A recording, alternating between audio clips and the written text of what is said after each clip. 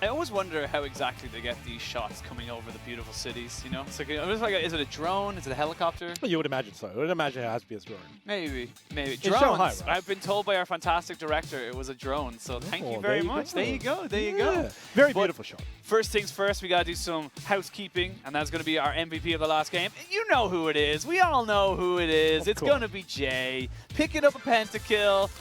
Can't really take it away from him. 10-1-5, and even before that pentakill, he pretty much earned this MVP just because he got solo kills in his lane without any other interference, and in the middle of team fights, he's got 2 hyper carry ADCs behind him. He's the focus in front.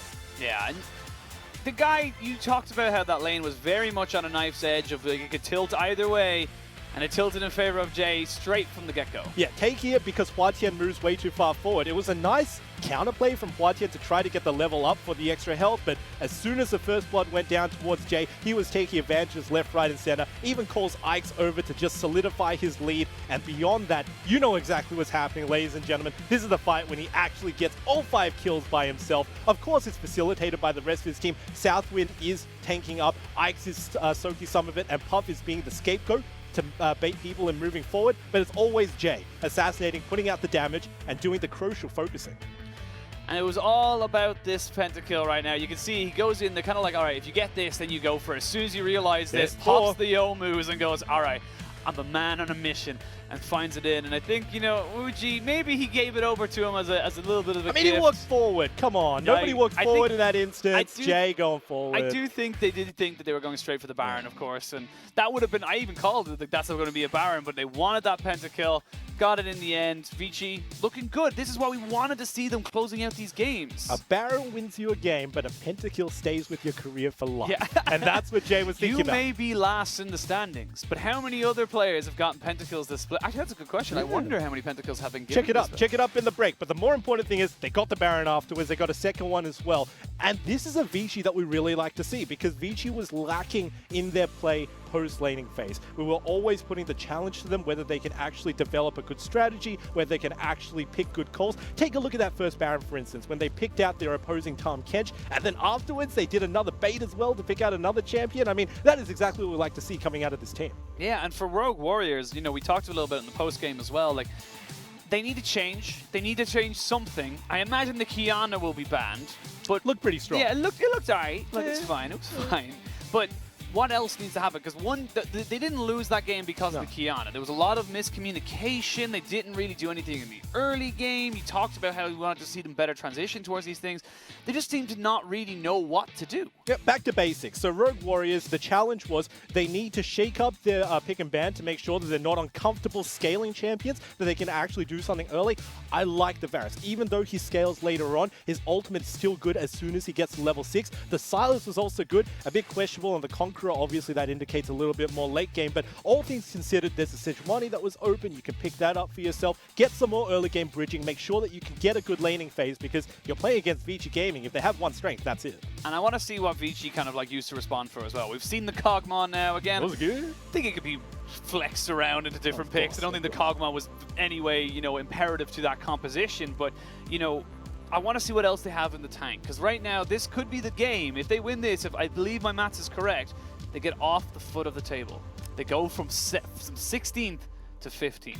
And that, honestly, is actually a huge deal for them because they've been at the bottom of the table forever. Honestly, yeah, Vici Gaming has just been the bottom of the barrel for the LPL, so if they can actually win this, it means that they're expanding, it means that they're getting better playstyles as well. That is the key factor, because the only thing that's stopping them and holding them back is the fact that they're unconfident. They don't call for plays, they want to go for, like we said, the over 90% plays. Very rarely in the LPL does that ever present itself to you. Rather than that, go for the 50-50s. They went for them, and it worked out. Yeah, they went out. You know, they definitely controlled the percentages on some of those plays. You know, denying vision definitely helps you out. Good. And like I said, you know, we talked about Rogue Warriors in that last game. It's like, oh, they just need to do this, and then they just could not leave their base because they were like, if we leave, we die. So it was sort of like the Batman Dark Knight Rises. It's like death or exile. Whichever one you pick, it's going to just be death at the end. You're not going to survive. Yeah, you're not going to survive it either way, but. For Rogue Warriors, obviously, for Vici as well, like, you know, these are, you know, improvement games. These are the ones that kind of showcase towards 2020. And also for the players, like, you know, this is your chance to kind of, I know this can sound awful, but like, you know, put me on a better team. Put me on the EDGs, you know, the Soonings, who are kind of like, they're up there in the playoffs, but they're not quite good enough to win the league. So they're going to be looking for little, you know, sprinkles of talent throughout it. So the likes of Jay, Puff, Southwind, they're going to be looking to kind of put their best foot forward and really show you the teams of like, look, my record does not give justification to how actually much of a decent player I am. Of course. And look, we can talk about Jay a lot because, of course, he got the pentakill. But let's actually talk about the bottom lane in that instance. Puff and Southwind, man, that was a good lane. You usually expect Kog'Maw to be down massively in CS, but wasn't actually that bad. Only down about less than 10 by the time the turrets fell. And more to the point, Southwind defending him, defending the rest of his team. Check out the interaction between the Braum and the enemy Varus. The ultimate pretty much hit him and only him every fight. And he had to be that facilitator for his team. Yeah. Like, full AP Gragas, a Tristana in the top side, a massively fed Qiyana, and a Kog'Maw as well. Like, there's no other tanks in that lineup. You have to be the front line, and he did it fantastically. Yep, tanking up all the crucial ultimates as well, making sure that his team could go forward. And you have to say, he played it as the game required. So before the GA, sticking by his 2 ADCs, making sure that they can't be dove in the backline. As soon as GA comes out for Puff, he goes into the frontline mode. Actually goes in front of the Tristana, goes in front of Jay on the Qiyana, who's going to be diving very deep. And there is just no saving Rogue Warriors from that composition. They come back onto the stage here to get themselves set up for Game 2. Rogue Warriors need to change something, because right now what they're working with just is not doing it for them. But Get Vici, some early game into your comp. Maybe. That's what I'm saying. That's all you're saying. They had a little bit of it, but I agree with you. They need to get some kind of like pressure, some priority in the lanes. And Vici, they're going to be feeling pretty good about this one. It's the opportunity to show everyone that they weren't as bad as they are currently sitting in terms of standing. But it has to be a 2-0. We've seen them before get a game here. Like they've definitely not been shying away from getting games. It's getting that second one to get the kind of full series. That's been the thing that's been the golden chest that's been unattainable for them. Yeah, you're over the bump now. Just make sure that you ride it all the way down. I have to say, though, that ban phase was pretty good in the first rotation because Vici Gaming took away the Ezreal from ZWuJi. Now, ZWuJi has been playing a lot of it. Ezreal is very good in the meta right now, but instead, we actually see something else on our screen. Yeah, we're going to see Haro in, excuse me, and Wei Yan out. And I like this. I think Rogue Warriors are definitely within their right to be able to change some up. I do think that the Sylas and also the playstyle of what they did in the last game, they didn't really make anything happen, where Haro could potentially look to just go, hey, mid lane or top lane, I'm just going to sit here and set up camp and we're going to try and make this work. Different playstyle from Wei Yan as well, but we've also got another substitution. Chalitza's out, and the person he replaced, Cube, is now back in. Cube is in, and I know a particular caster is going to be pretty happy about that. I didn't think that Chalitza did not do badly at all, but again, both these teams out of playoffs, no real kind of, risk as such, swapping these people out. If you win or you lose, you're just looking for improvement. Yeah, they just want a stronger top lane as well because the course required a little bit of support. So if you can leave that by itself in isolation, then it should work out better for Vici's top side. Going back to the Haro substitution in, I love it because the playstyle could not be more different. Wei Yan wants to put the team onto his back, usually takes resources for himself, takes a while to scale up because he prefers farming to the ganking. Of course, the Sylas does indicate that. But Haro, man, his Sejuani is good. Learned from the best. When he was on EDG, he learned under Clear Love, and he knows how to play that champ inside and out. I expect to see him get some very good crafty pathing out for himself, because if he can get a very good path into the bot lane, unwarded, unseen, then that could be the avenue to success. And we should see two very different pick bans coming out from both these sides. As you said, definitely different priorities for different junglers, different play styles, and the crunch means we are going into picks and bans for Game 2 of this best of 3. Vici feeling pretty damn good. Rogue looking to steady the ship. And I'm curious to see what they give and who they give it to. Need to take it in a whole new direction, BP, and that is what Rogue Warriors need to focus on. Of course, we've got the formalities, and that is the standard bans. With the Qiyana thrown in, you definitely don't want that thrown over to Jay, MVP of last game. And we'll see now what Vici want to go for. They have banned again, of course, the Corki and the Ezreal, like they did last game. And then the Yuumi banned by the side of Rogue Warriors alongside, like you said, that Qiyana. Now, do Vici want to leave up on that Olaf? Do they want to take the Olaf? Because I feel like they look fantastic on the Gragas, but the Gragas is something that you can't really play into an Olaf. See, that's an interesting question because Wei Yan is an Olaf player, but of course he's out and Haro is in. Haro's not really known to be taking the straight 1v1 still.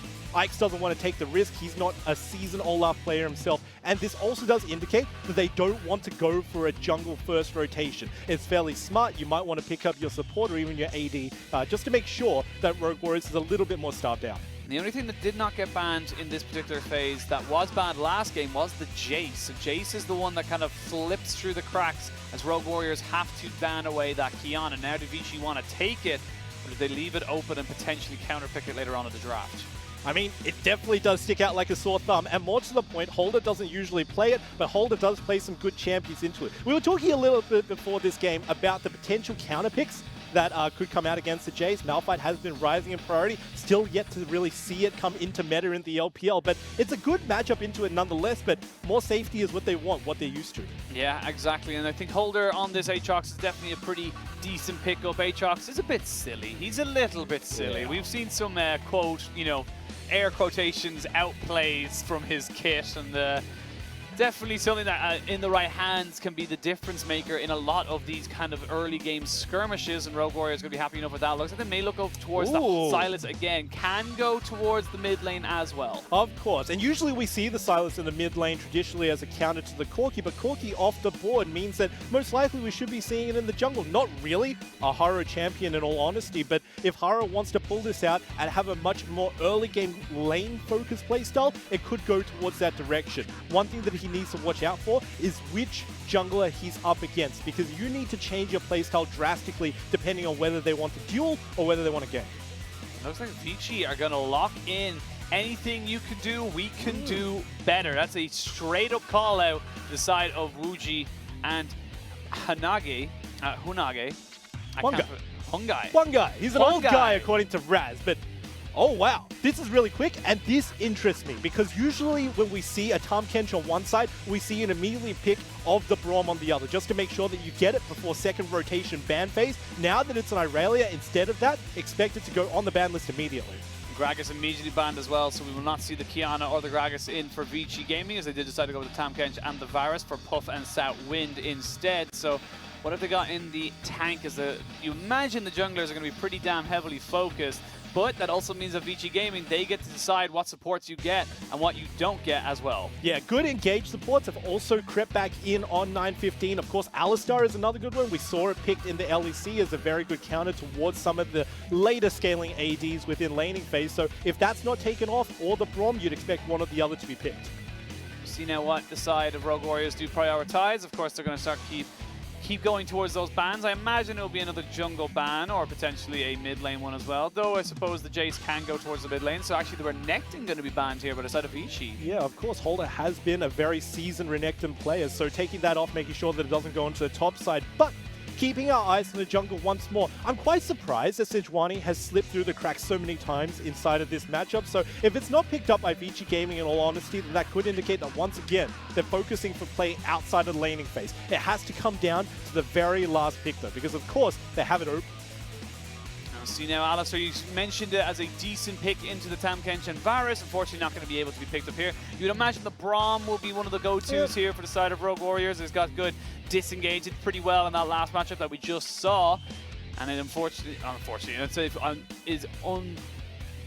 completely forgotten the word I was going to use there, but I was going to say it is going to be locked in. Yeah, it's going to be a Braum, and one champion that goes well with it is, of course, the Kaiser. Now, it's a little bit of a snooze fest when we see a Kaiser, because unless there's some very hard engage, like the two champions that we're banned out, then it's just going to be a farm, make sure that you can get to a 2-item power spike, but nonetheless, it's still a very good AD, and this could actually be something that throws a spanner in the works of Vici if they lock it in. Unsurprisingly was the word I was looking for, as I said. This is very surprising, yeah.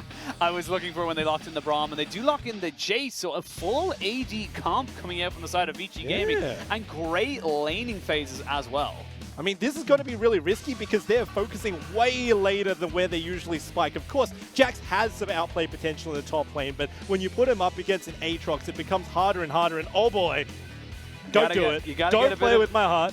You got to get a little bit of AP in there. What go are with you the doing, Karthus. Ike's? Are they serious? Yeah, they're going to go boy. for it. So the reason why they go for it is you need some form of of AP damage, but like you said, you're kind of going with a little bit of late game insurance with the Karthus and a lot of early game pressure. It's late, and this is one of the problems that Rogue Warriors had in the first game. Their only front line is the Tahm Kench, and Tahm Kench has no way to either get out or get in to be that front line. So very awkward if they ever decide to 5v5. Rogue Warriors should have the priority in that. But Rogue Warriors, nonetheless, they're not looking towards the 5v5s. They're looking to just dominate straight up. And they give themselves the Braum Lucian in that bot side. Pretty good synergy overall if you get the concussive blows down. The double tap able to knock them down pretty damn quickly. But Vici, again, digging into those champ pools, showing that they have the potential to be able to bring out these crazy, crazy comps. Now, will it be worth it? I'm not quite sure. Yeah, this is going to be really tough to engage, to execute, because we've seen the Sylas into the Karthus matchup. It's a tit for tat because he steals the Karthus ultimate, uses it. It's a straight numbers game onto both of the two teams, and it's going to be more or less nullified just because Sylas' ultimate has a shorter cooldown. So Vici Gaming, they need to play as passively as they damn can. The roster's locked in, both the sides gotta feel like are relatively happy with what they have gotten, and a good change of pace from Rogue Warriors and also from Vici. As we said, this is all about development, all about showing what you can do on stage and looking towards the 2020 split. So far, Vici Gaming, they're looking pretty good from that first game. Very controlled, very organized. Rogue Warriors now, they need to make sure that they shore up their early game problems, and they've got a comp that may be lacking in it, but if that Jayce and Jax do very well in the 1v1, they could find an avenue of success for themselves. Have to wait and see now. It all kind of fell apart for the side of Rogue Warriors during the laning phase of Game 1. Will we see the exact same situation in Game 2 as Haro comes in? Haro definitely going to try and be the key to the side of Rogue Warriors getting back into the series. Got a better time as well into a Karthus matchup. That Karthus isn't going to be doing anything before level 6, only getting his passive Dark Harvest stacked up. So a lot of room for Haro to breathe and to execute. And of course, Cube coming into the lineup as well means Holder has another different laner, different style to kind of deal with now into this laning phase.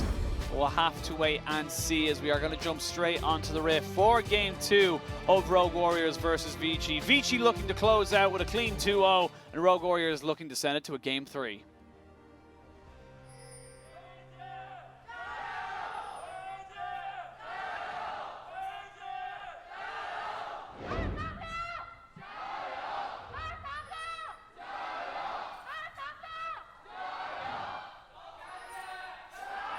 LGD chance still, man, some things in the LPL never change.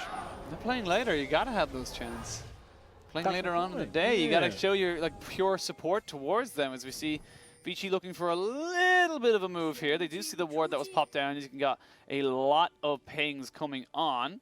It looks like it's looking to disrupt the side of Rogue Warriors and how they kind of play their early game. And this is a sort of front play that you have to do when you have a severe lack of early game. You got to cheese your opponents, make sure that you can get that early lead to buy yourself room, but instead they call the bluff and they pull multiple members. And looks like they're going to just jump in on top of them now. This is a bit of a 4v4. Got to be careful though, as the level 1 from the side of Rogue Warriors is not to be trifled with, but Vici still feeling strong, still feeling confident in this 4v4. Teleport's available for both sides as well. Buff has not been started just yet, but you can see with Southwind using that Q means he's not able to steal that buff, and they're just going to back themselves away. Yeah, Vici need to move out of there because Huanggai's passive is so strong at level 1, or can always be procced by the Lucian passive as well. So, naturally, Rogue Warriors, they disengage because they call multiple members. They knew that Vici wanted to get a more or less safe time for the Karthus to start farming by himself without any interference, which is why they went into the enemy jungle. Overall, I would say that Rogue Warriors probably came out on top of this one. We see Conquerors for both top laners of Holder and Cube in that top side. Press the attack for the Irelia versus an Electrocute for Jayce. So not going with the Summoner Airy, going with more just straight up burst. And I like this from the side of Vici, knowing that the Sylas is not going to have a great time now into this jungle. So he's just going to use his little bit of early priority to be able to kind of change this one up, trying to steal that. The little Raptors, as well as the big one, will be able to get it. That's the advantage. That's the advantage of the Karthus. Of course, his AoE is very strong in the early game. So if you want to contest Haro before he's actually got 3 abilities, if you're just hitting PvE instead of PvP, you should always be able to steal away Raptors. Yeah, I like the way it was just from Raptors to Raptors straight away by this Karthus move. I mean, like you said, we didn't expect him to see any kind of, you know, shenanigans from this Karthus very early on in the game, but he knows this matchup so well that he's just confident enough to push himself forward. It's proxy warfare. You never want to actually fight the Sylas in a straight 1v1, but you always want to be contesting his buffs. Now, of course, that does come down to also your laners as well. But we actually see Cube trying to trade. Now, this is interesting because Holder's got the push down onto Cube. We naturally expect that when lanes are pushed in, Karthuses don't want to leave their own jungle. You need the priority to be able to push up and safely. It's Cube even going to be able to keep himself pushed up into the top side. We might see a little bit of an engage coming in now to the bot side. Oh. Holder forced to flash. That means it's summoner advantage in that mid lane. But now we see Jay and HuaTian coming in. But there's the Karthus now on the backside of this. Going to be the knockback into the skies. HuaTian gets caught. First blood to Vici. Baited in as well. As soon as Jayce goes on low mana, that's usually the engage for the Irelia to go in, but he goes in, not expecting Ike's to be ganking early on. Karthus is there, you can't run away from a wall of pain. That is just a fantastic start for the side of Vici Gaming. Cube, though, he has a summoner advantage, but needs to be aware that the Sylas is most likely towards this top side. Does not take a favorable trade, but will back away. Actually, it was Holder who went back and TP'd straight back to the lane. We see almost in that replay taking down the Aatrox. Yeah, and this is actually a very slow clear coming out from Haro because, of course, he lost his Raptors. He lost his level 3 all the way until he got it just then. His first back's going to be pretty rough. Go on, Scuttle! MVP. Go on, Scuttle! That is an MVP crab, man. He dodged so many of those Skittles. That's ridiculous. That was honestly the best. And it's funny because I've always had that issue when I'm a jungler. It's like... You have no idea which way you're pushing. The Scuttle just keeps dodging out and I'm like, stop it, you're embarrassing me. The worst is when you're playing Lucian as well, you miss one Q and you're like, well, I guess half my damage is gone on this Scuttle. It's just a funny, very funny little thing and how to, like, you know, judge the pathing from the Scuttle. And despite the early little bit of a scuffle from going in favor of Cube, it's actually Holder who holds the lane there at a bit of a freeze right at the turret, as well as the 10 to 20 nearly CS lead in favor of the Aatrox. So I like this coming out from the side of Rogue Warriors. Like, yes, they're losing out a little bit, but as I say that, though, I'm going to jump in straight away. The Conqueror procs are there, but Holder has got the sustain. Yeah, so in all honesty, Vici Gaming's team composition, while it is a little bit ahead, is looking for the lane expression. They want to make sure that they can get very preferable 1v1s, and so far, because Ike's is keeping Haro down, making sure that he's down in levels so that he can never visit these lanes, going out very well, because Jay wants to be able to 1v1 HuaTian. Right now, you can already see the lane pressure, the lane bullying as well. And over on the top side, while not the best matchup, Cube is doing just fine on this Jax. Yeah, and Southwind is here into the mid lane, so Haro going to be pretty much counter-ganked immediately, but they have got the Braum, so far it's a 3v2. There's the flawless duet to the skies, does not really work out, and Jay uses Southwind to try and get himself back out, but they've got themselves a minion wave, and that minion wave is doing damage. Need to be so careful in these situations. The Jayce so powerful in these early levels. And even though there were no kills that were passed over, BP, one thing to keep your eye on is, of course, that was a heal that Huanggai burned. So HuaTian, this is very low. Oh, to the skies! Oh, he no. doesn't need any more as the Requiem comes down. Another kill goes over to Vici. You can even see Huanggai just a little bit contemplating his situation, like, do I help you with the Guardian? You know it's not going to save you, buddy. But yeah, that was all the damage they needed. Ike's pulls the trigger, and you know exactly that Jay's having a good time in this 1v1.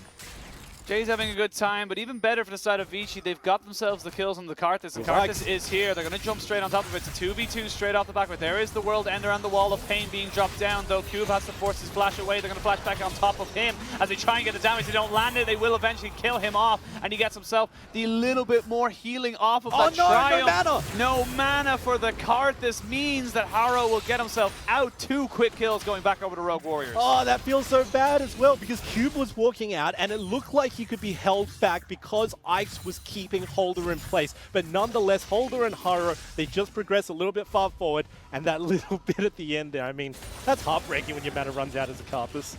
And Puff, not going to appreciate that massage from the culling from the Lucian, but Rogue Warriors now back in on top of this. They're kind of stopping the snowball that was this Karthus, and I feel like Cube, yes, Cube was doing well, but now he's 25 CS down, a kill down. think it's just a little bit overzealous. Yeah, and this is Cube trying to go way too far forward without Ike's being there. Ike's wasn't even walking in the right direction. Actually gets a very good initial trade down onto Holder, but doesn't watch his own health bar, being dove on by Haro, and then Ike's runs out, so there's no damage return either. Man, this just feels bad to watch, to be honest. Oh, once you've no mana, it was just a very, very slow death, unfortunately, for the Vici jungler. You see now Rogue Warriors with priority in that bot side, going to turn it into a Rift Scuttler control. So Haro is still managing to pull back within this game, even though he was set back a little bit. Means that his ultimate's going to have some non-negligible impact. I mean, he can still look towards his two solo laners. Oh, here we go. Boy. Ignite goes down. It's actually an instant trade back from both sides using their ignites. And the jungler shall just come in and go, thank you for the farm. But still, that goes out pretty well towards HuaTian because he was 0 and 2, very far behind in his lane. Being able to 1v1 not only gives him some resources to come back in the lane, but also demonstrates that he's in a relatively good position to 100-0 the Jayce. Gotta be careful if you are on the side of Vici. You don't want to get too ahead of yourself. It's only a 200 or 300 gold lead, not even actually, pretty much dead even as it'll come into the 9th minute of the game. And Cube, I don't think he can take these fights anymore. I think he's kind of over pushing himself and really not taking any favorable trades. Yeah, he should be backing out as soon as he gets his W down. If he's not looking to hit Holder, he shouldn't be within the Q ranges anyway. We saw him actually get some really good trades down initially, but obviously losing that one means that he needs to go back, and Holder's once again freezing. So while this is still going towards the favor of Vici Gaming, Rogue Warriors have now caught up.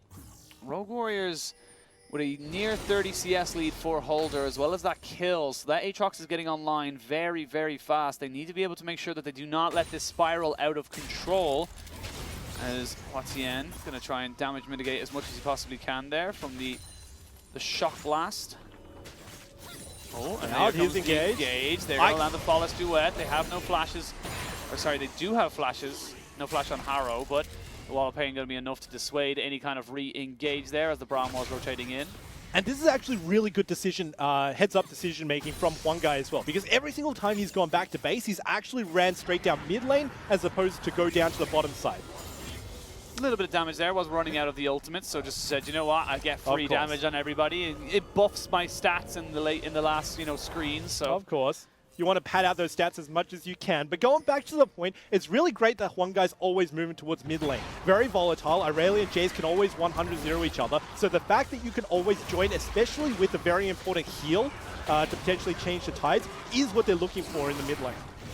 And that ward's still alive. They weren't actually able to take it there. For Southwind running out of a little bit of steam there. And it looks like Vici are going to try hard force this one. Dragon was being started there by the side of Rogue Warriors, but they were not able to take it in time. Going to be the Tahm Kench. He's forced a flash. Vanguard's Edge was used. Puff could have probably used his now as well, as the Infernal Chains were locking him down. They get themselves the Rift Herald, but they lose two key summoners. And now the side of Rogue Warriors, they're starting to turn up the heat a little bit. Yeah, however, Vici Gaming got the inside track when it comes to actually trading the two lanes. It's going to be a 1v0 down bottom, and on top side, it looks like this is very difficult to defend with an Aatrox alone.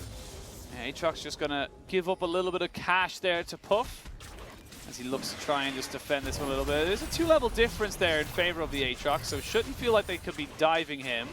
It's just going to be a plate gank, which is very acceptable in this part of the game to make sure that resources... As I say that, though, if you do end up landing your corrupting chains, or chains of corruption, you will end up taking him down, so they get themselves plates, they get themselves a kill, and they will possibly be able to take out this turret as well. Yeah, support moving with ADC means that they can obviously tank up the turret as well. It was great to see him and Ike's actually move up with the Rift Herald just to make sure that that turret goes down first. Extra resources down to Vici Gaming. This is exactly what we saw out of Vici Gaming before. It's good to see them dominate lane, but obviously the question still comes afterwards. How exactly do they rotate? Checking out their abilities. Of course, the Varus ultimate, very good around the Baron and also the Dragon, so they can fight around that. But Ike's just needs some room to breathe with that ult. Will be traded off eventually to this bot side. Rogue Warriors able to trade that one pretty damn easily. However, the tempo advantage, you would argue, is in favor of Vici Gaming, as they're able to get their jungler back onto the map. Didn't have to commit him to the push. And overall, Vici Gaming not really running away with this one as of yet. No. Still very, very even, and Dragon in favor of Rogue Warriors, but the scaling doesn't really, you know, I wouldn't really say that either side has amazing scaling at this point, in, you know, in going further on in the game either. Of course. I mean, the one thing that's really unlimited is, of course, Q, because the more damage he gets, the better. Of course, Spirit Shojin, also a good 2-item power spike for that Jax. But taking a look over at Rogue Warriors, they definitely need the mid-game to spike for themselves. All 4 of their damage dealers are mid-game power spikers, either 2 or 3 items, and they're looking to get their advantages in lane because of this gank. HuaTian doesn't know. They are going to go straight in. There is the Vanguard's Edge, going to force out the flash from Jay as he was ignited as well. So, summoner for a summoner, but you will take that one if you only lose your ignite. And now more gold going over to the side of the Vici bot lane. But everyone on the side of Rogue Warriors looks to be collapsing. Yeah, and also Ike's has his ulti, so there's a little bit more damage than they expect. Here we go. Maybe they're going to see a little bit of a push. There is no tower, don't forget, here. So they're waiting for the Chains of Corruption to be landed. It will be. There is a trade back, though, of the 2 ultimates. And now the Tahm Kench is going to try and keep the Karthus alive. They will keep him up very, very shortly, but he will eventually fall. He's going to use his ultimate to try and turn the tide of this fight around. Nobody will fall just yet. It ends up being a 4v4 flash in from Haro as he jumps straight on top of the rest of his team. And they try and just follow this one up. They trade one for 2 in the favor of Rogue Warrior, 3 for 1. And it ends up being Rogue Warriors just out-sustaining in this battlefield. Way too overzealous. They didn't respect the fact that Jax and Karthus couldn't do that much damage. Walk forward without enough members. Rogue Warriors, this is the best time for them to be grouping because they are spiking Holder with his 3 Qs. And also HuaTian, that was beautiful to watch executed.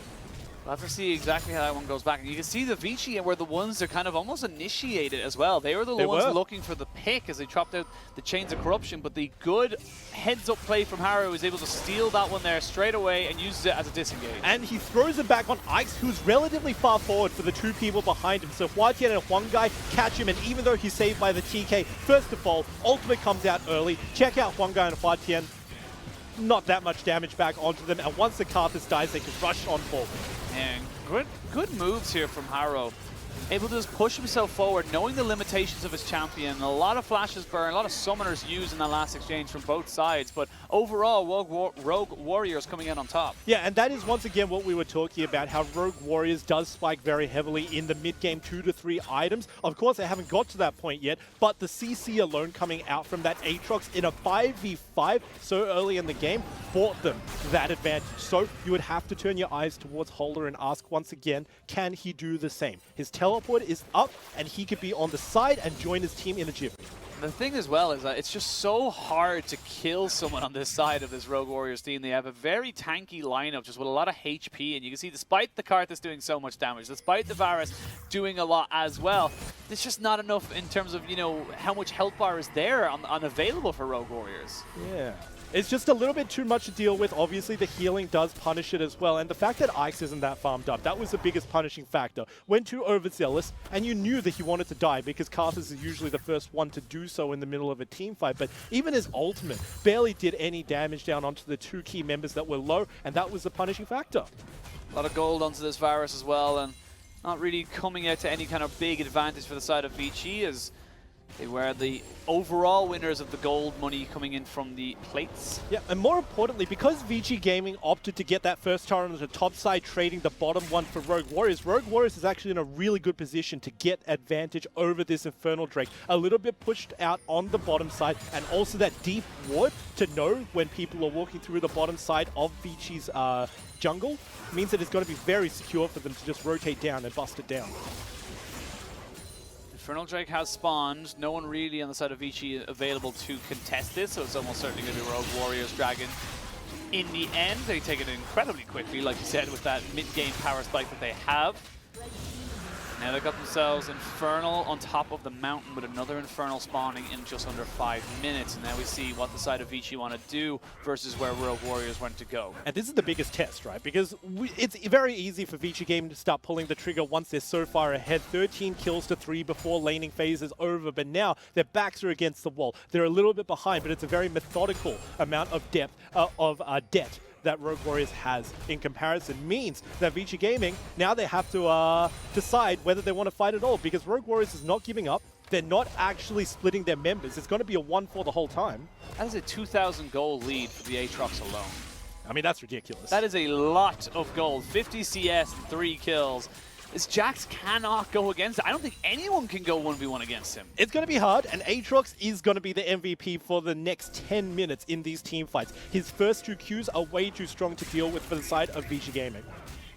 You see Rogue Warriors are going to focus out these easy objectives, rotate towards that top side, get some more free gold into their pockets, and try and extend this Aatrox lead as much as they possibly can. Because like I said, when it was picked up, Aatrox was one of those champions that can just turn the fight around on a dime flip. And the question can always be answered, where exactly is Rogue Warriors keeping their focus based on where Huanggai is going? Because he is the core central part of the team that can always rotate, rotating with his heal and also with his Guardian, the very key member. You saw him go mid when mid was the priority, and now he's going top because Holder has that massive gold lead. So very smart play from him to always give assistance where needed to make sure that it's 2v0 or 2v1.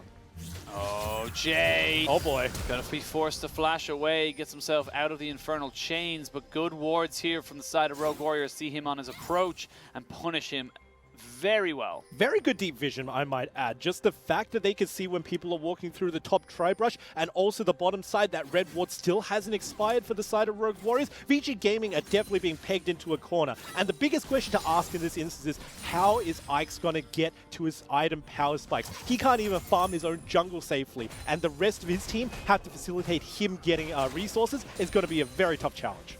I don't even think it's possible as of this moment, as we see the Varus corrupting taken away. The Chain of Corruption going to be used there onto Huanggai. He's going to jump away to the safety of his team as they try and maybe punish this a little bit, separate the team as much as they possibly can. There is the stolen ultimate by the Varus used. The Glacier Fisher comes out as well. Heal has to be used by Southwind to keep himself relatively healthy to try and defend this mid lane turret. But it's Rogue Warriors who maybe have extended a little bit too far. Heal has to be expended as the Requiem did come down. Vanguard's Edge going to jump straight in on top of Southwind. Southwind does not have anywhere to go, but Irelia is already going to fall down. Good Q there from Huanggai. And he ends up trading it a 2-for-1 in favor of Rogue Warriors. Tag me in, I got a chair. One guy actually managed to pick up a kill onto the backside, but man, that was a really great re-engage by Vici. It just didn't work out because they didn't respect how much damage Rogue Warriors had. As soon as we get the replay, you can watch for how methodical HuaTian is, but at the short end, it's a 4v3. They've got the advantage on the push. One guy has that Guardian to keep him safe for the moment. They will eventually take out the final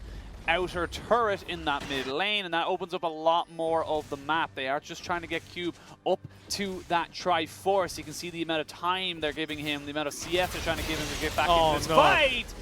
Haro, you've had such a good game. And Jay catches you out. There was no vision around there, so Rogue Warriors didn't know, but so the question is, why exactly are you going so far forward? Obviously, you want the Scuttle Crab to get the vision down, but it's a catch-22, and you lost it out in the first place. Going back over to how Vici want to play this game, they want to split push almost indefinitely for Cube to make sure that he can get solo experience and farm as well. But then again, you always have to say, it's a Jax into a very fed spiking Aatrox. It's not the best place for him to be.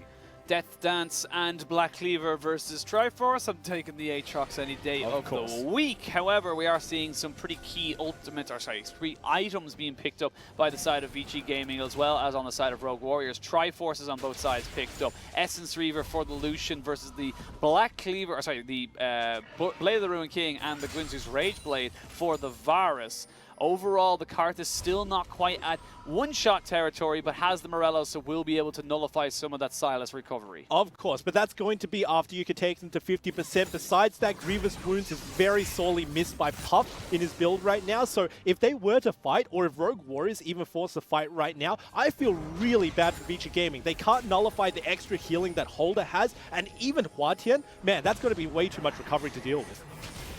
See now, Infernal Drake is spawning. Vici just trying to get some established vision here, and maybe they don't know if it's being taken or not. Jax is off to the bottom side. No TPs really in a position to kind of flank or anything like that. Would be a long-range TP coming in. Now the Infernal has been started. The Infernal has been taken. And there's just nothing really the side of Vici can do. They can poke out, and that is some decent poke coming in from Jay. Rogue Warriors need to be a little bit more respectful. They cannot go into this fight if they're already half health. Vici Gaming made their bed and now they're lying in it. They chose to rotate their bottom lane to top side first, bust down that turret. They are losing so much on Drakes, but the natural advantage is the Baron. They still do have priority. Oh, Jay with some spidey senses there. Yeah. It was a bait there as it just got the Sylas to go back. They've got this mid lane turret pushed up pretty damn heavily. They do get the Glacial Fissure now out of the Braum. There's some decent poke coming in with these shock blasts, and they've got all the free time in the world to let Q push up. Also culling out of ZWuJi, it did get buffed this patch, and also this is the most amount of damage it's going to do relative to everybody's build. So only falling down from this point, and ZWuJi not having that ultimate, which is crucial for fights. They can keep pushing this up. They need the Aatrox here to kind of keep the side of Vici at bay. Now they're going to try and rotate him down, but that wave is already at that turret. So far, so good for the side of Vici as they just try and claw themselves back into this game. Yeah, not unfortunately managing to get that turret will be their crux because they are turning so heavily towards the Baron. Can't get it down unless you get that turret down, and it's just so difficult. Once again, checking in with both of these two teams. Teleport's available for Cube and also for Holder means that the two top lanes can be off on the side, but still, the story hasn't changed because the gold lead hasn't changed. I'm feeling for Cube if he ever gets stuck in a 1v1. Does not want that at all, and Haro. Oh, actually, Jay going to jump immediately in. I like this play because you realize he's just between a rock and a hard place as they commit everybody to this fight. Nicely done there, Jay, as he goes to the skies, gives himself up, but they get a 2-for-1 trade, and now they can turn on to Holder if they are able to slow him down. Not quite. And the rest of the Rogue Warriors do try and come up to disengage. However, it's going to be very difficult to try and keep them away from this tower. Yeah, they're just sieging right now. Great rotation from Southwind. They don't have enough members. Yeah, I'm going to take a little bit of poke there. Huanggai able to put up the Unbreakable. As for the moment, Cube going to rotate back over and actually forcing him back out of it. Does get a nice little jump across. And overall, it is Vici that come out on top. They equal out the kills, but you cannot discount the fact that there are 3 dragons sitting on Road Warriors. Of course, and the rotation's always available from that TK, as well as the global Karthus ulti meant that it wasn't actually a 1v1. Feeling a little bit scared for Jay, but at the very least he managed to do something before he fell down. And checking it out once again, he's got his eyes on the Haro despite the fact that HuaTian's coming in, has to pull the trigger. Nice stopwatch to actually disable the Karthus ultimate, but still falls down. And while HuaTian does get a trade, because Puff is here to get it, and he's the ADC busting down onto this turret, he will have the natural siege. I like the idea there from Vici, able to try and push them out away and make sure that they have to, you know, kind of ward up their own dragon as such, as the Baron vision has been swept now by Rogue Warriors. You can see with 3 pink wards, nearly 4 actually. I thought it was one on the backside being 4, but they are looking to just try and keep the side of Vici guessing. Yeah, and BP, I was about to say that even though the Drake priority did go over to Rogue Warriors for so long, there was still a glimmer of hope because Vici Gaming had some good control over the Baron. Of course, still a little bit of vision for themselves. So they know that Rogue Warriors isn't pulling the trigger just yet. But with that double Infernal Drake, as well as the small lead that they had, I don't think that Vici Gaming can necessarily take this. It has to be Rogue Warriors going for a straight bait rather than starting it up in order to really win out on this fight. A lot of damage on both sides. You can see that the priority right now is just the poke from the side of Vici. Jay being the big facilitator of that, along with the Varus. They're just trying to, you know, maybe get some kind of established vision control. But Puff's gone with the full attack speed kind of on-hit build with the Guinzoos, the Bork, and of course the Runan's Hurricane. They do establish themselves a little bit of vision. Holder is here, does potentially have an idea that the Puff is there, Cube is there as well. Will get Infernal Chain, but should be able to jump himself out, no problems at all. And that's the scary thing. You focus on one side of the map, you're leaving the other side blind. Rogue Warriors using that to their advantage, kind of saying, okay, we'll give you Baron vision, but now you have no vision around this dragon that is spawning in 40 seconds. Yeah, and now they're just going to trade it over once more. Still always off on the side, still always split pushing and getting resources for himself. Another thing that we need to check in on, because you just mentioned Puff's build right now, is whether he gets that Executioner's culling or not. Because if he doesn't, that's going to really hurt him. Someone needs to pick it up other than the Morellonomicon. They need some kind of grievous wounds, I feel, but they would probably fall that onto Jay, as he has got that full lethality build, so we'll probably go towards the Mortal Reminder on that particular one. We'll see now where the side of the team go. And actually 3 items. You know, ZWuJi has kind of snuck himself up the 3 items. The IE, the Essence Reaver, the Rapid Fire Cannon. He's gone full crit. But unfortunately for Rogue Warriors, they have not got themselves rotated correctly. They went back a little bit too late to try and get themselves set back up onto the map. And they will give up that second Mountain Drake. Now the side of Vici need to back away. The Baron hasn't been started just yet, and I feel like Rogue Warriors missed a trick. Yeah, but they must turn their priorities towards that Baron. They have the inside track because obviously the Dragon just got taken down, but Rogue Warriors need to really force the issue. Either just start it up as you will, or use it as a bait. We saw that Vici Gaming know how to use baits around the Baron area, so they might not necessarily fall for it, but vision is always going to be a priority for Vici as they walk in. Vici just trying their best. They have a little just ward in the backside there. You can see it. They know it's not being done, and those little small checks are able to keep them alive as Haro finds himself on the backside. Yeah, but that's crucial because that was pretty much the only one that they had. The rest are on cooldown, and they can't get some good vision without walking in as a 5-man.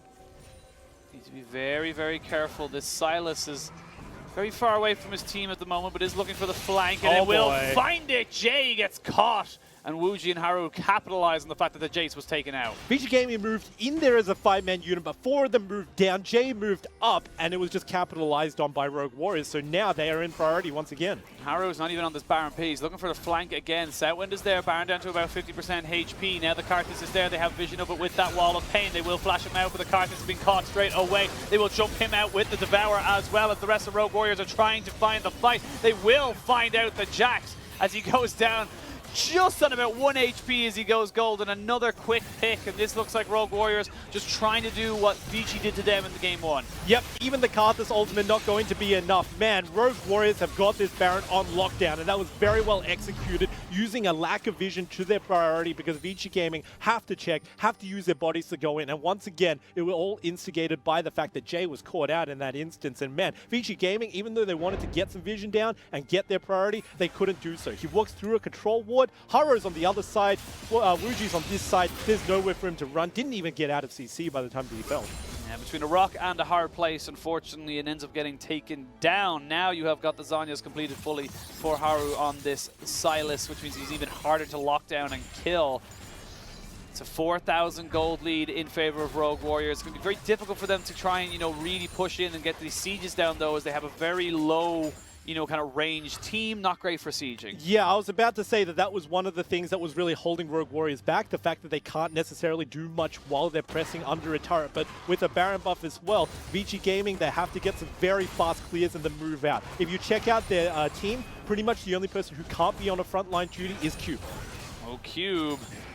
ZWuJi is fearless, 1-0 and 6, has got himself 3.5 items as well, so he is not going to be afraid to just walk up and try and push the pressure down on top of Vici Gaming. You can see straight away, there's the culling. And that's Cube backing away. That's going to be the tier 2 in the bot side going down in favor of Rogue Warriors. That's just what happens when a melee goes forward to clear these waves before a Baron wave crashes on it. ZWuJi exploits that, and he gets a full turret for his efforts.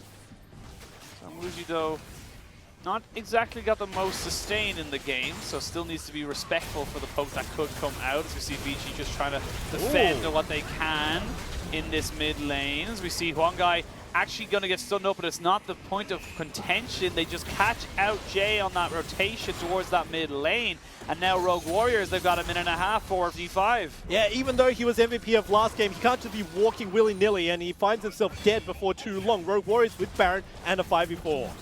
5v4 for the moment. They will crack open the baits of Vici, get themselves an inhibitor, and now rotate back towards that mid lane. The pace, they're able to do it, and it's just poor pathing. Oh, yeah, they just tried to move as efficiently as possible, didn't anticipate that he was going to get caught out, and you know what? He didn't just lose his life, he lost 2 inhibitors for that. 2 inhibitors go down. His flash as well has not been a good time for Vici, but it's been a great time for Rogue Warriors, and they look like a completely different team than the team that played in game 1. Slow and steady wins the race. They got the Dragons early on. They traded mostly tit for tat in the early game, but when the Baron came across and when it was the 2-item, 3-item power spike around the level between 6 to 11 mark, it was really Rogue Warriors coming ahead. You have to say that Holder did a lot of good work, and also HuaTian to make sure that there was a solid front line for the rest of their team. They exploited their power spikes, and they're getting so much off of it. Still have one big obstacle, and that is, of course, to finish out this game. They have got 2 inhibitors down, so it should be relatively easy. 15 seconds or just a little bit under until that Cloud Drake spawns. The only positive you could take for Vici right now is that they're getting a lot of farm coming into their hands, a lot of gold, free gold. If you ever listen to LS, he always talks about how you should just freeze with a super minion and deny as much as you can from the opposite team. It's a very smart way to play, however, this is going to just be constricted in. So obviously the one downside is that the enemy team is going to push indefinitely towards your base, and then you've got not only that wave clear, but also the other side waves with the dead inhibitors. It's going to be pretty hard. And Rogue Warriors, they're not a team that we usually question when it comes to this point. They know exactly how to play it. They know that they need to 5-man the top side, and they're doing it so well already. Bloodthirster going to be the 4th item there for the Lucian, so ZWuJi has so much damage, but there's a lot of wave clear available to Vici now that that Baron buff is gone. And keep in mind, Holder is off on the side. He can actually run inside the base, come in from a flank, cause interference for Vici Gaming. So Vici need to be so careful with this.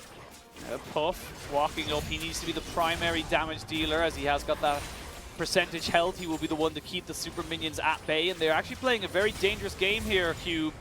Or Vici with Cube, as Puff gets jumped on. He does not get locked down just yet, but it will be Southwind who's going to be the target for the side of Rogue Warriors. Yep.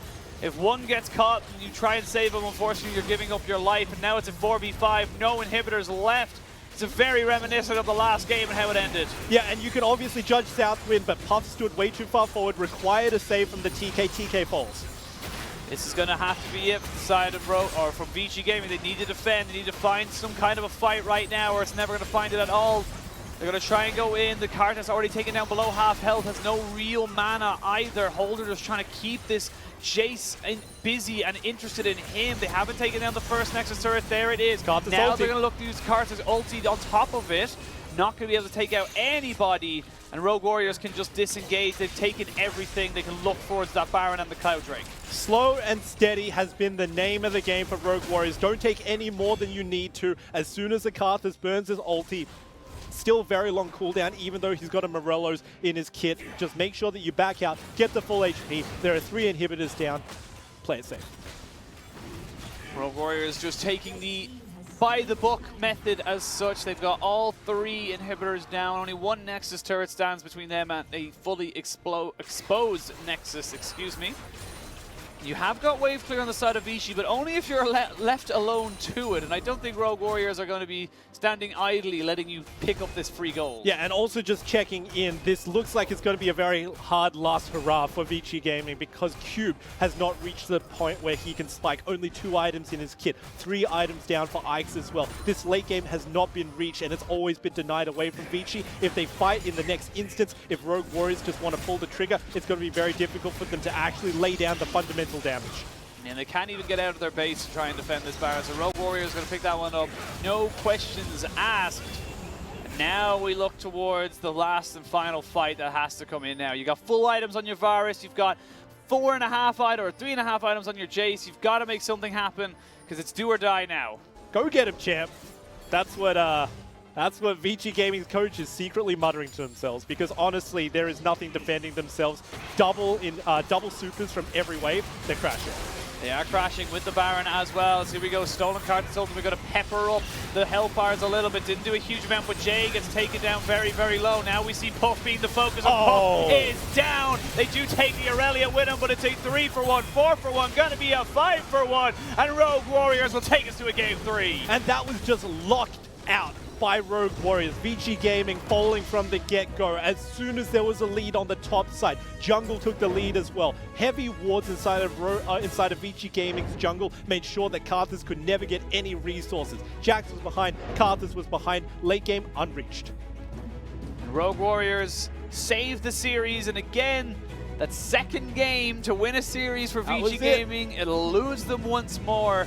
And Rogue Warriors, they played a much better game, I got to admit. The early to late was just a lot better from them. It was so well locked down, and when you take a look at their composition once again, spiking very hard in the mid game, that's where they decided to fight. Even though the gold was swinging just a little bit towards Vici Gaming making some good plays in the early game, it was the mid game. As soon as the ultis came out, Holder was there with his 2 Qs, with his ultimate to fear everybody else away. ZWuJi exploiting his Lucian in the mid game. His 2-item power spike was unbeatable.